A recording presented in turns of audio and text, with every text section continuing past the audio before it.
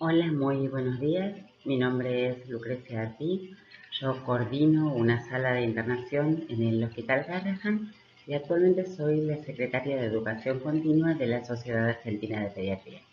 Hoy voy a hablar con ustedes del diagnóstico y del tratamiento de la cetoacidosis diabética.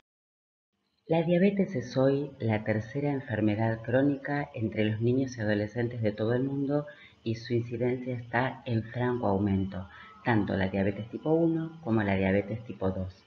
La cetoacidosis es la causa más frecuente de morbimortalidad en estos pacientes. En cuanto a la mortalidad, esta está fundamentalmente relacionada con el edema cerebral y sabemos que este es más frecuente al debut de la enfermedad. Recordemos que la diabetes tipo 1, entre un 20 y un 70% de los casos debutan con cetoacidosis y en la diabetes tipo 2, entre un 5 y un 25% de los pacientes debutan con cetoacidosis. En cuanto a la morbilidad, es importante tener en cuenta que estudios recientes muestran que los pacientes que han tenido un episodio de cetoacidosis, aun aquellos que se recuperaron en apariencia ad integrum, tienen después consecuencias neurocognitivas. Un estudio multicéntrico pediátrico en Argentina mostró que las causas de descompensación que causaron los episodios de cetoacidosis estuvieron fundamentalmente relacionadas con el debut de la enfermedad. Esto fue en el 41% de los casos. En el 14% el episodio estuvo desencadenado por la omisión voluntaria de la insulina. En un 18% no se pudo establecer la causa de la descompensación y solo en el 3% de los pacientes la causa de la descompensación fue una infección. En cuanto al diagnóstico, se sigue haciendo por parámetros de laboratorio. Es un estado agudo de descompensación con hiperglucemia, cetonemia y acidosis. La glucemia tiene que ser de 200 miligramos por decilitro o mayor. La acidemia tiene que tener un pH de 7,30 o menor y un bicarbonato de 15 o menor. Y en cuanto a las cetonas, actualmente se prefiere la medición de cetonemia. El beta-hidroxibutirato tiene que ser igual o mayor a 3 milimoles por litro y si no es posible medirlo, continuamos midiendo cetonuria y esta tiene que ser de 2 cruces o mayor. La gravedad del episodio se define por la gravedad de la acidosis, es decir, que sigue siendo por parámetros de laboratorio. La cetoacidosis leve tiene un pH entre 7,20 y 7,30 y un bicarbonato entre 10 y 15. La moderada, un pH entre 7,10 y 7,20 y un bicarbonato entre 5 y 10. Y la cetoacidosis grave, un pH menor de 7,10 y un bicarbonato menor de 15. En el caso de que haya discordancia entre estos dos parámetros, se toma la mayor gravedad. Los objetivos del tratamiento de la cetoacidosis son corregir la acidosis y la cetosis, la deshidratación y los equilibrios electrolíticos, normalizar lentamente la glucemia, monitorear las complicaciones y su tratamiento, y aunque no vamos a hablar hoy de prevención, el último objetivo del tratamiento es identificar y tratar los factores desencadenantes para intentar que no haya nuevos episodios de cetoacidosis en el paciente. El tratamiento de la cetoacidosis es dificultoso porque hay que considerar un montón de parámetros clínicos y de laboratorio al mismo tiempo y están relacionados unos con otros. Solo por una cuestión didáctica yo voy a dividir estos en medidas generales, líquidos iniciales, líquidos de mantenimiento, glucosa, sodio, potasio e insulina, pero se deben tener en cuenta todos al mismo tiempo. Es muy poco habitual que un paciente con cetoacidosis diabética se presente en paro cardiorrespiratorio o en shock. En ese caso se seguirán las pautas del programa ERAPAL. En la mayoría de los pacientes, lo primero es evaluar la vía aérea y la suficiencia respiratoria, se coloca oxígeno al 100%, se evalúa si la depresión de la conciencia pone al paciente en riesgo de aspiración de vómito y entonces se coloca una sonda nasogástrica para vaciar el contenido gástrico. Luego se monitorean la frecuencia cardíaca y la tensión arterial, se coloca un monitor o se hace un electrocardiograma para buscar signos de hipo o de hipercalemia. Es muy importante mantener la temperatura porque estos pacientes tienen una tendencia a la hipotermia. Se colocan preferentemente dos vías periféricas, se mide con tiras reactivas la glucemia y la cetonemia. Como ya dije, si esto es imposible, se mide cetonuria. Se toman las muestras del laboratorio inicial, estado ácido-base, ionograma, urea, hemograma, si es posible calcio, fósforo y magnesio, y si es posible creatinina. Se pesa al paciente, y esto es fundamental, y tengo que aclarar que hay que tratar de evitar las sondas vesicales y los catéteres centrales por el riesgo de infección, y los catéteres centrales además porque estos pacientes tienen riesgo de trombosis. Los líquidos iniciales no son una expansión de volumen. Únicamente en el paciente en shock, que como ya dijimos es sumamente infrecuente, actuaremos de una manera distinta. Estos líquidos iniciales son siempre solución fisiológica. En el caso de cetoacidosis grave, indicaremos 20 mililitros por kilo a gotear en una hora, si es posible con una bomba de infusión, y en el caso de la cetoacidosis moderada, indicaremos 10 mililitros por kilo a gotear en una hora, también con una bomba de infusión. Una vez que el paciente tiene iniciado este goteo, es sumamente importante confeccionar la planilla de controles y de tratamiento horario. No se puede tratar un paciente con cetoacidosis sin tener en cuenta esto. Yo les muestro la planilla de controles que usamos en el hospital, pero cada institución puede tener la suya, y todos estos parámetros están relacionados y por un lado es imposible recordarlos, y por otro lado, como el tratamiento de la cetoacidosis puede durar muchas horas, seguramente hay cambios de enfermería y de médicos durante el tratamiento, y es imposible transmitir los cambios de todos estos parámetros si uno no confeccionó una planilla en forma horaria. También les muestro con qué periodicidad hacemos los controles. Los controles de signos vitales, como ven, son siempre horarios, y los controles con tiras reactivas también, y el laboratorio lo vamos espaciando a medida que el paciente mejora. Mientras está goteando la solución fisiológica durante la primera hora, vamos a hacer los cálculos del plan de mantenimiento para las siguientes 24 horas. La evidencia actual no muestra diferencias con diferentes planes de hidratación, así que hay protocolos que utilizan regímenes diferentes.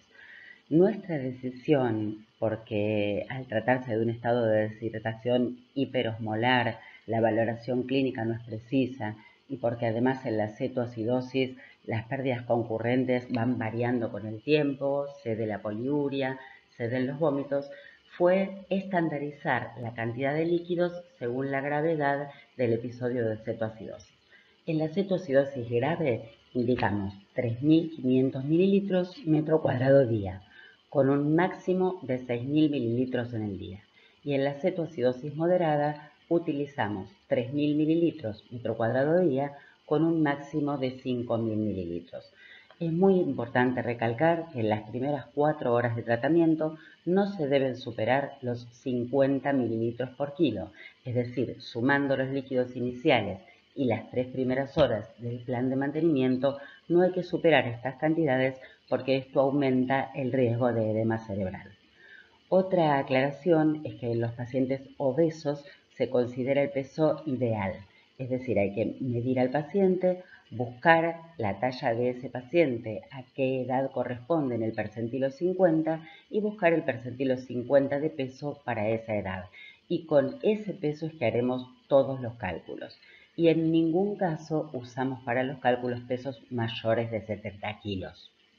Luego calculamos la dextrosa que vamos a colocar en ese plan de mantenimiento.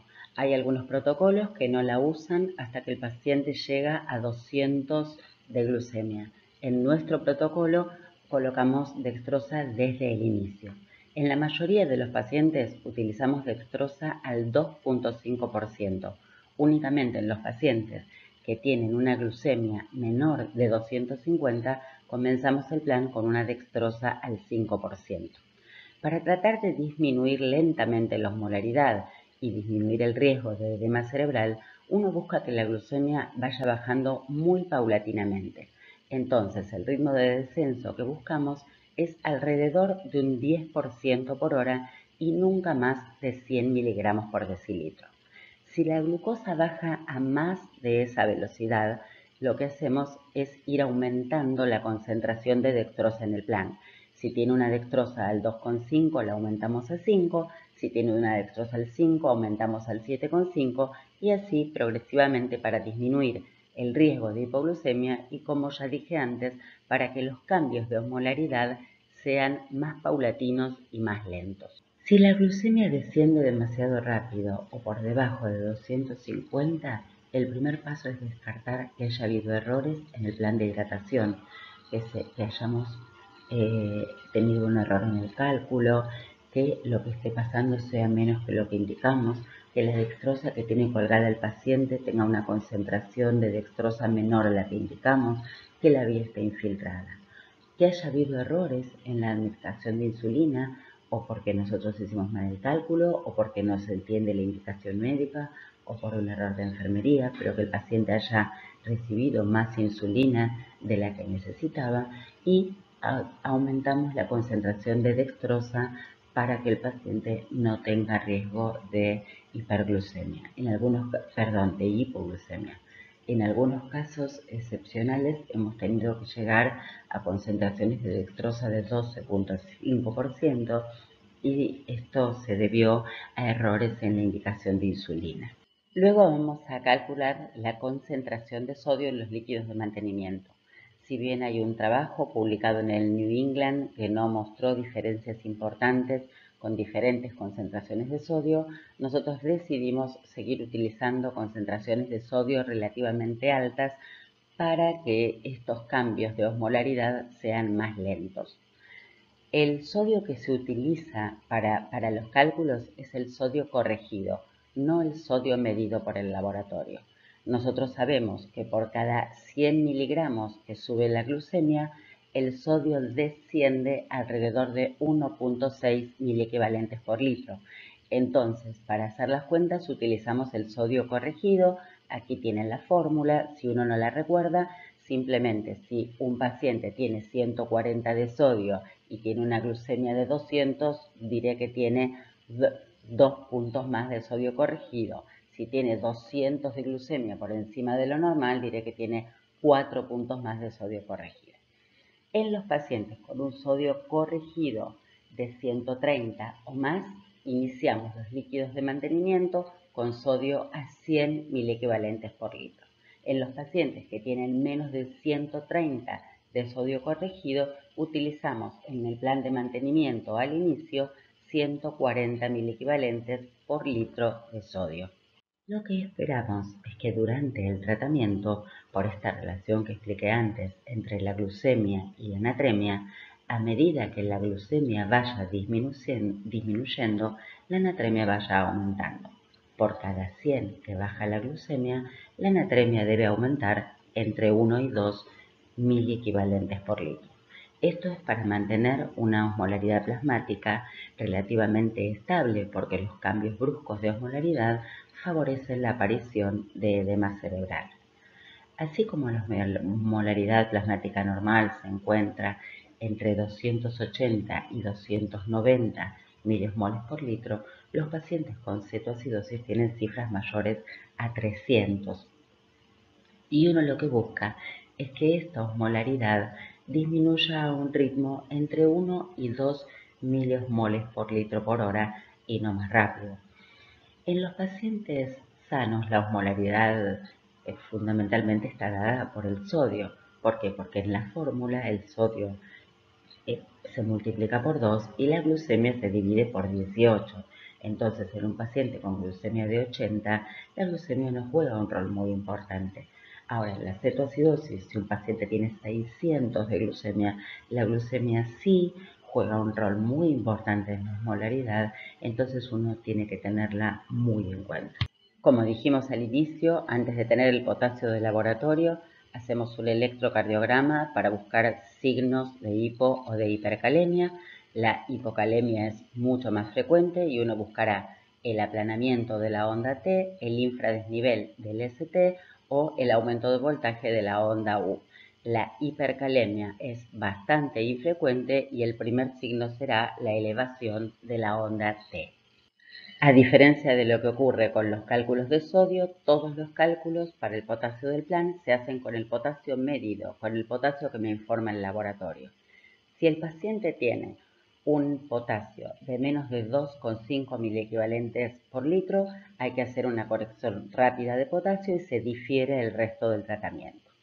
Si el paciente tiene entre 2,6 y 3,4, entonces lo que haré es colocar en los líquidos de inicio 20 miliequivalentes por litro de potasio y luego en los líquidos de mantenimiento 40 miliequivalentes por litro.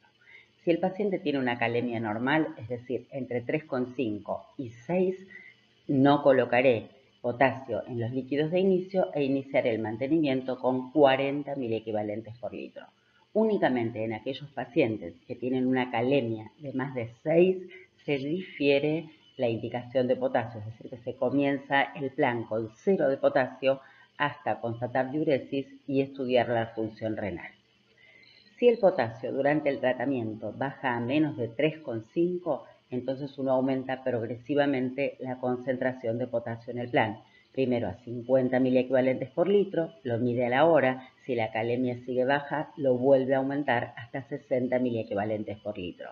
Hay que recordar que por vía periférica no se pueden usar concentraciones mayores. También hay que recordar que no utilizamos flujos de potasio mayores a 0,5 miliequivalentes por kilo y por hora. Pero con la cantidad de líquidos y las concentraciones recomendadas en esta clase no van a superar ese flujo. Vamos ahora al tratamiento con insulina. La insulina no se utiliza nunca en la primera hora de tratamiento porque esto ha demostrado aumentar el riesgo de edema cerebral. Es decir, el tratamiento con insulina comienza cuando terminan los líquidos de inicio una vez que pasó una hora desde el inicio del tratamiento. Se pueden utilizar análogos rápidos, lispro, aspartica o glulicina o insulina regular o corriente. La ventaja de los análogos rápidos es que tienen fundamentalmente una duración un poco más corta, entonces permite hacer modificaciones más dinámicas. La dosis de insulina que se debe utilizar es 0,1 unidad por kilo y por hora. No se utilizan dosis mayores y no se administran bolos de insulina independientemente de que la glucemia del paciente sea muy alta. Sí tengo que decir que en los niños pequeños, si la glucemia baja rápido, es conveniente disminuir la dosis de insulina a 0,05 unidad por kilo y por hora. Y también que en los lactantes comenzamos directamente con esta dosis menor, con 0,05 unidades por kilo y por hora. Hay que ser muy cuidadoso cuando hay que indicar menos de una unidad de insulina porque es muy difícil de cargar. Siempre deben usarse jeringas de insulina y no otras para cargar insulina, pero si hay que cargar menos de una unidad, es indispensable tener jeringas de 30 unidades. Y cuando hacemos la indicación escrita, la indicación jamás debe ser oral porque es una droga de altísimo riesgo, no hay que poner U, sino unidades, porque la U puede confundirse con un 0 y producir errores graves. Bicarbonato. Ahora vamos a hablar de bicarbonato. El mensaje más importante que quiero dejar es que el bicarbonato no se usa en el tratamiento de la cetoacidosis diabética. Durante años se discutió si en pacientes muy graves o en pacientes con terapia intensiva el bicarbonato tenía algún beneficio. Un estudio multicéntrico muy bien diseñado revisó 44 publicaciones y comparó mortalidad, tiempo de resolución de la acidosis y de la cetosis, control de la glucemia, tiempo de hospitalización y la conclusión fue que la evidencia no justifica la administración de bicarbonato por el posible daño y la falta de beneficios. Y este estudio analizó pacientes en terapia intensiva con cetoacidosis grave. Hoy se discute si en pacientes con acidemias gravísimas, con riesgo de vida inminente, estos son pacientes que tienen un pH menor a 6,8 y disfunción miocárdica, necesidad de inotrópicos, tendría algún beneficio, pero la regla general es que no debe usarse bicarbonato en el tratamiento de la cetoacidosis diabética. La acidemia del paciente se resuelve con el tratamiento del episodio. La insulina, los líquidos y la glucosa resuelven la cetonemia y resuelven la acidemia del paciente. En nuestro protocolo no utilizamos fósforo de rutina en los líquidos de mantenimiento. Únicamente indicamos corrección de fósforo si este cae a menos de 2 miligramos por decilitro o si el paciente tiene hipofosfatemia y además el valor cayó a menos del 50% de lo que tenía al inicio. Se ha visto que los pacientes que tienen riesgo de hipofosfatemia son los que permanecen ayunados más de 24 horas y como la cetoacidosis se resuelve en la enorme mayoría de los pacientes alrededor de 11 más menos 6 horas, es muy infrecuente que un paciente esté ayunado más de ese tiempo. Una vez que se inicia la alimentación oral, el aporte suele ser suficiente para mejorar los valores séricos de fósforo. Con respecto a las complicaciones del tratamiento, ya hablé de la hipocalemia. Esta puede evitarse siendo cuidadoso con los flujos de potasio, con la administración de los líquidos y siendo precavido con la administración de la insulina, al igual que la hipoglucemia. La hipofosfatemia ya la mencionamos también y la acidosis hiperclorémica, vuelvo a repetir, que se resuelve espontáneamente luego de pasar de la hidratación endovenosa a la hidratación por vía oral. En cuanto al edema cerebral, en esto nos vamos a detener porque es la principal causa de mortalidad actual secundaria a los episodios de cetoacidosis y hay que ser muy precavido con el tratamiento para tratar de evitar este riesgo. En cuanto a los factores de riesgo de edema cerebral, hay algunos que una vez que recibimos el paciente con la cetoacidosis no podemos evitar, como que sea menor de 5 años, que se trate de un debut diabético, que esté deshidratado grave, que tenga una hipocapnia grave, que la acidosis sea grave o que la urea esté muy elevada. Todos estos últimos relacionados con la gravedad del episodio. Ahora, hay otros que dependen del tratamiento y en estos sí nosotros jugamos un papel muy importante y tenemos que tratar de evitarlos para proteger al paciente. El uso de bicarbonato, ya dije que no está indicado en el tratamiento de la cetoacidosis diabética, las correcciones rápidas, la administración de más de 50 mililitros por kilo de volumen en las primeras 4 horas de tratamiento, que el sodio no vaya aumentando a medida que disminuya la glucemia y la disminución rápida de la osmolaridad. El diagnóstico de edema cerebral es un diagnóstico clínico, no requiere la realización de imágenes y este algoritmo diagnóstico que se muestra ha mostrado tener una sensibilidad del 92% y una especificidad del 96%. Con un criterio diagnóstico, 2 criterios mayores o un criterio mayor y 2 menores, se considera establecido el diagnóstico de edema cerebral. Se considera que el episodio está resuelto una vez que el paciente tiene un pH mayor a 7,30 o un bicarbonato mayor a 15 y la cetonemia es menor a 1 milimol por litro. Es importante puntualizar que la cetonuria suele durar más que la cetonemia y por esto lo ideal es usar cetonemia, pero si no la tenemos disponible consideramos cetonas negativas o trazas como resolución del episodio. Una vez que el episodio está resuelto, el paciente debe iniciar el esquema de mantenimiento con insulina de larga acción. Lo ideal es que esto sea controlado por un diabetólogo. Y es muy importante aclarar que una vez que el episodio está resuelto, que el paciente tiene colocada la insulina basal y que está comiendo y sin flujo de glucosa, los controles deben ser preprandiales. Se deben indicar siempre preprandiales y no cada 4 horas por el riesgo de que un paciente sea controlado durante la noche o la madrugada, que por error reciba una corrección con insulina y que ocurra un episodio de hipoglucemia que pasa inadvertido mientras el paciente duerme, esto tiene un riesgo altísimo para el paciente. Solo seguirá con controles cada 4 horas el paciente que continúa ayunado y con vía endovenosa. Por ejemplo, si el desencadenante de la cetoacidosis fue una peritonitis y el paciente no está en condiciones de alimentarse, puede suceder esto y en ese único caso los controles serán cada 4 horas. Como conclusiones entonces, es imprescindible seguir una guía para el tratamiento de la cetoacidosis, hay que ser prolijo y ser cuidadoso, hay que cumplir con que los controles y el tratamiento se monitorean en forma horaria y esto significa que hay que cumplir, aunque sea muy dificultoso, con que esto ocurra cada 60 minutos, no hay que hacer cambios bruscos, no hay que corregir rápidamente ni el sodio ni la glucosa para mantener relativamente estable la osmolaridad. No hay que abusar de las cuentas y de los cambios de planes, por eso nuestra decisión de estandarizar el aporte de líquidos y los cambios de dextrosa, hacerlos con la concentración de dextrosa habitual, 2,5, 5, 7,5, 10 y no indicar concentraciones individuales para cada paciente según el cálculo de flujo.